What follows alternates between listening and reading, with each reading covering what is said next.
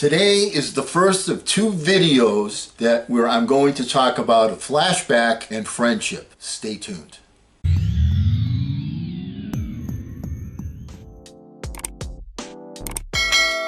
Hello again, everyone. I'm Eli's dad with Project Eli, where we educate, we lead, and we inspire.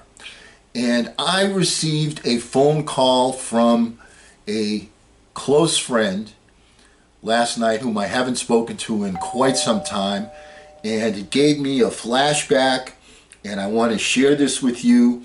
You know, Eli and everybody else, one of the jobs of a mentor is to say, hey, this is a situation that's going to come up in your life. Let me give you some clues on how to handle it. I've already started that. Now, some of them I can give you some clues, and as I told you before, they're not going to make any difference. As an example, Eli, I told you, you know what's going to happen? Your first true love, when she hands you your walking papers, it's going to be depressed. You're going to feel like someone has kicked the insides right out of you. That happened to me. As you can see, however, I've been able to put back most of those insides, as you have. Okay, congratulations on a new girlfriend. And my point is, some things I can say, this is definitely going to happen to you, and until it happens to you, you're not going to listen to what somebody says. You're just going to have the bad feelings. But this is not one of them. This is one of something that is going to happen to you, probably not for a really long time, but something that's going to happen to you that I want you to remember, because it is something you can do something about. So let's go. First, let me put this into context. My friend, who I have nicknamed the Great One, all right, I will refer to him as the Great One, okay, because he really is. He's somebody that I've worked in business with for, I don't know, 10, 12, 15 years already. I've never met him in person. I have seen, he always shares when he goes on these fabulous vacations with his spouse, whom he loves greatly. He's been married for many, many, many years. I do believe she was his high school sweetheart. You know, so I mean, this is like the dream marriage. People, you have to tip your hats to someone that's been married for that long. They have grit and persistence, because every relationship has its ups and its downs. All right. Anyway, the Great One and I used to talk all the time. We would talk 3-4 times a week. Sometimes we would speak every day during a week, during our business, but lately we haven't spoken that much. We're both on different ends of the political spectrum. I being way over to the left, he being way over to the right, and we have our differences. But because we value our relationship greatly, we make it a point to not talk about things where we can agree to disagree. I'm not going to convince him of my views. He's not going to convince me on his. But we do have so many things in common, not to mention, of course, business. But we're both big lovers of sports, and we're close. We're close, okay? He's very funny. I like to think that I have a fairly decent sense of humor. And, you know, we will talk, and sometimes, and a lot of times talk, and not even mention business. Last night was essentially one of those scenarios for me. And why am I bringing this up? Why is this bringing a flashback? Because the Great One is having some issues that I actually understand. He is someone that is a rock, someone that is very sure of himself. When he makes an opinion, when he makes a judgment, he sticks with it. He's very successful, financially does very well, lives in a beautiful house. Like I said, he's got a lovely wife, a beautiful family, got all of these things going for him. So what's the big challenge, Eli's dad? Well, here's the challenge. I was talking to him, he called me kind of out of the blue at a time when he never calls, at 9 o'clock at night, all right, never. And he called at 9 o'clock at night, and I haven't spoken to him for several weeks. So I'm kind of thinking, I wonder what's going on here. I hope it's good news. Anyway, we start our conversation, and then casually I said, so how is your wife? Okay, Mrs. Great One. And then he started to go into some issues that he was having.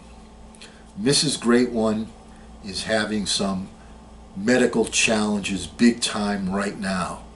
it's not important to the story what they are, but there are medical challenges going on, and there are changes that have to be made. Keep in mind, I'm a senior, and he is, I believe, 5 or 6 years older than I, and so things that happen to your body at this age, happen to your body, and it starts to break down. All right, and we realize that, and he realizes that, and Mrs. Great One realizes that as well. The point is, he went to see this specialist. He went to see 4 different specialists for this problem that he was having, for this that he was having, that she was having. Tremendous discomfort. Finally they sat down, and he said, you know what, we need to go in and have an operation to correct this, because you can't live like this, and neither can I.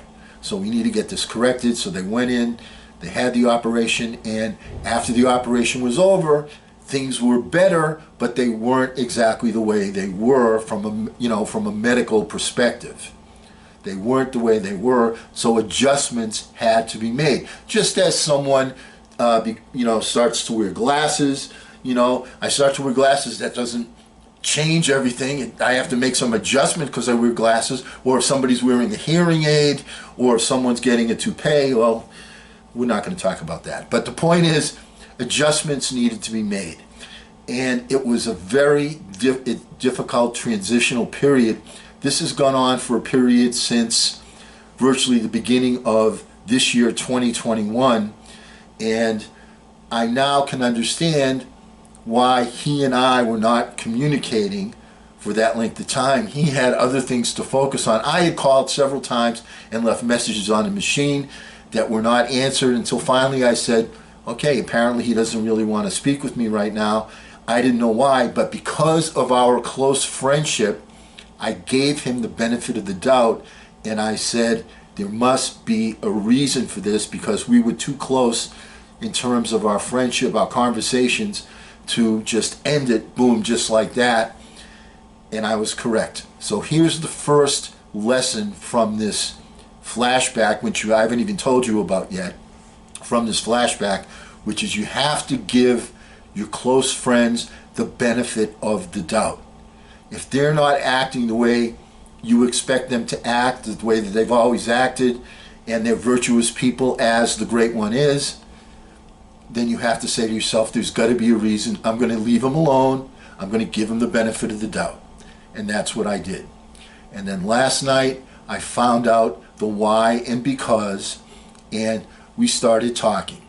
Now, as we're talking, he's, sipping on an adult beverage. Okay, went to the freezer to get, a beer or two while we were talking. So he was feeling less pain than he normally would be feeling. But he was, not loaded, not drunk, but just feeling less pain, more open.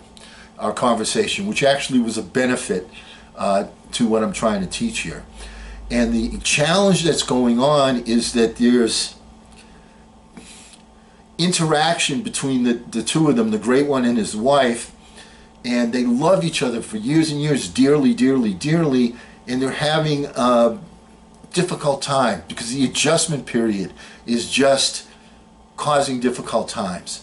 And as he's talking to me, I'm thinking to myself, something that I've mentioned on this channel numerous times: when you feel down, always remember that there are people that are worse off than you are. And the Great One started talking about this, and he said, well, the first thing I said to Mrs. Great One was, I recognize that you have these challenges and these adjustments that you need to make, but there are a lot more people that are worse off than you are right now. And I'm thinking to myself, check. Okay, he's checking off all the right boxes. That was the first thing that came to my mind. Okay, second thing, and I want to make this point to you: when someone is talking to you like that, shut up. Shut up. Let them talk. Let them get it off their chest. Don't interrupt. I have another friend that he and I talk, usually very happy, and we're always interrupting each other, but that's because we're so passionate, we're so excited, everything's good, and we're interrupting each other, and that's the way the phone call goes. Sometimes with the Great One, phone calls went like that as well. This was not one of the times.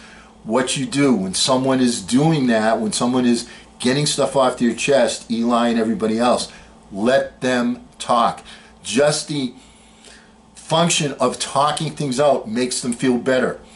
You know, there was a book that was written, I forget the name of it, Men are from Mars, Women are from Venus, or the other way around. And one of the things I learned from that book is that when a woman, frankly your wife, is complaining about a problem, she doesn't want it solved, she just wants to get it off her chest. But you know what? That's not unique to just women. That's something that happens with men also. All right, so he's talking to me. He says that first thing, and I said to him, because this has been going on for a while now, this tension between them. Excuse me.